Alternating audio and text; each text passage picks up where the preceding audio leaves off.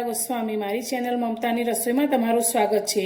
મિત્રો આજે આપણે બનાવશું ગરમીઓ માટે ઠંડો ઠંડો એવો શેરડીનો રસ।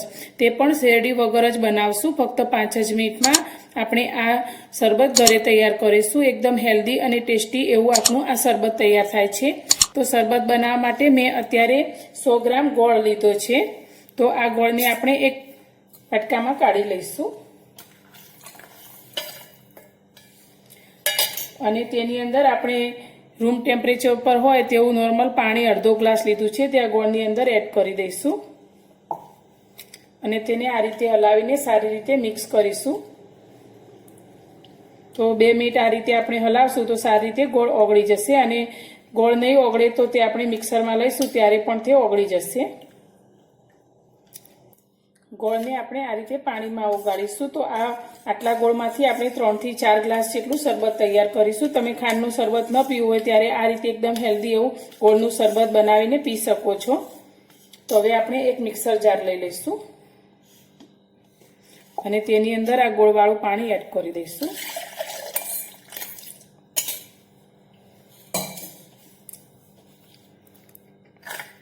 તેની અંદર આપણે અત્યારે લીંબુ લીધું છે। તો અત્યારે મેં 2 લીંબુના આ રીતે ટુકડા કરી લીધા છે। તો લીંબુનો રસ આપણે આ ગોળના પાણીની અંદર એડ કરી દઈશું।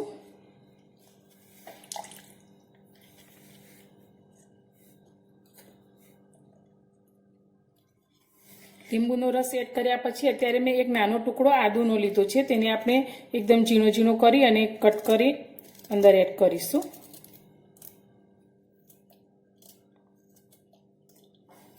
સાથે મેં ફુદીનાના પાન લીધા છે। આપણે ફ્રેશ પાન લીધા છે 20 થી 25 જેટલા।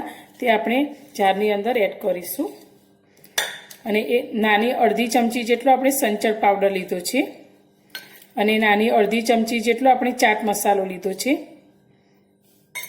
હવે આપણે તેની અંદર અડધો ગ્લાસ ફ્રીજનું ઠંડુ પાણી એડ કરીશું।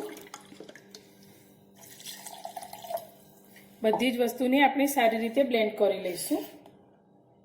આપણું શરબત બનીને રેડી છે। તો અત્યારે મેં કાચના 2 મોટા ગ્લાસ લઈ લીધા છે। તેની અંદર આપણે બરફની ક્યુબ નાખીશું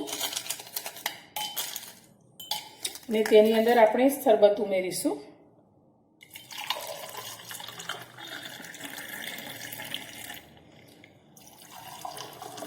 તો મોટા 4 ગ્લાસ જેટલું આપણું આ શરબત બનીને તૈયાર છે। તો તૈયાર છે આપણું શેરડીનું શરબત, એકદમ ટેસ્ટી, હેલ્ધી અને તાજગી આપે તેવું। તો મારી આ શરબત બનાવવાની રેસીપી તમને પસંદ આવી હોય તો વિડીયોને લાઇક, શેર અને સબસ્ક્રાઈબ કરવાનું બિલકુલ ભૂલતા નહીં। તો ફરી મળીશું એક આવી જ નવી રેસીપી સાથે નવા વિડીયોમાં।